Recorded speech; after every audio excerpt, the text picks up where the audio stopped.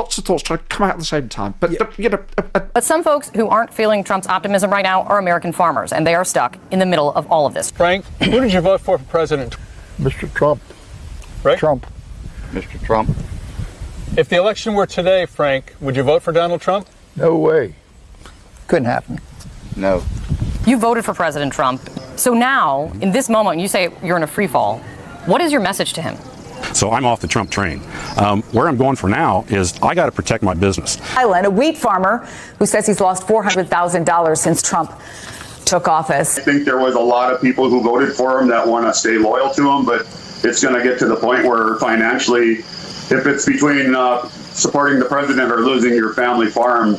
You voted for the president? Yes, I did. And do you support these policies which might be hurting farmers like you? Right now, we're the ones that are taking the hit. I think he's sort of backstabbing the main people who got him into office in the Midwest, and he just left us down. Something that really caught me off guard is just how Nigel Farage and certain members of the Conservative Party were able to just show up at the farmer protests. But people don't forget how they managed to convince the same people, farmers, to vote against their own interests and make themselves poorer, all whilst being given a massive platform to speak. What is it with farmers not stepping back and thinking, actually, and it's not just them, it's every single politician you meet, because they're all there because of campaigning. Do these people really have my best interests at heart? While some farmers are yet to realise the consequences of backing Brexiteers, those supporting Donald Trump are starting to see the light at the end of the tunnel. However, some of the American farmers who aren't feeling some of Donald Trump's optimism are fucked and stuck in the middle of it all.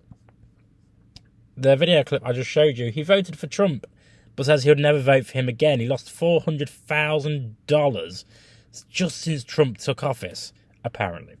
And now says that he's focusing on protecting his business. Even though many voters still want to stay loyal to Trump, they're realising that they'll lose their family farm if it comes down to supporting the president or staying afloat. It reminds me of Brexit. We told everyone that voting for Trump or backing Brexiteers was a bad idea, yet they went ahead with it. It's like the child syndrome, isn't it? Don't do that. Well, I'm going to do it anyway. Farage, for example, convinced farmers to vote for Brexit by telling them they'd be better off outside the EU. But now, the subsidies that they used to rely on and receive from the EU in the first place are gone. And the support for Europe is no longer there, or from Europe is no longer there. The Conservative government has told them that they need to diversify. They're now seeing that the post-Brexit trade deals benefit Australia and New Zealand, not British farming. And yet we still see Farage treated like some kind of hero when he shows up at the farmer protests. How is it possible that people who have been conned are now welcoming the con man back in with open arms? Come into my home, Mr. Loan Shark. You won't take anything again, I'm sure. These are the same people who were promised a better life, more money and protection, only to be thrown under the bus. I honestly, I don't understand. They know they've been conned, yet insist, instead of being angry with Farage, they're angry at the Labour government, which is warranted, in all fairness. The very ones who warned them Brexit was going to be shit.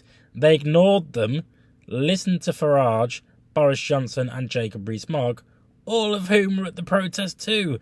How can you feel sympathy for people who have been misled and are now supporting the very same people who misled them?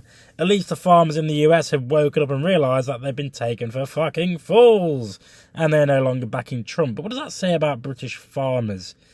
Let me know what you think in the comments. I've been Jake from Just Jake. If you want to buy me a bear, feel free. Link in the comments. Subscribe to the channel and follow the Facebook page. And I'll see you next time.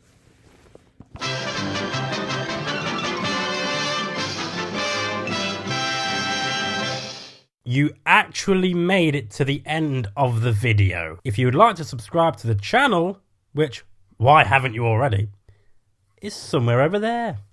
And also, if you want to watch more videos, also check out over there. I've been Jake from Just Jake. See you later.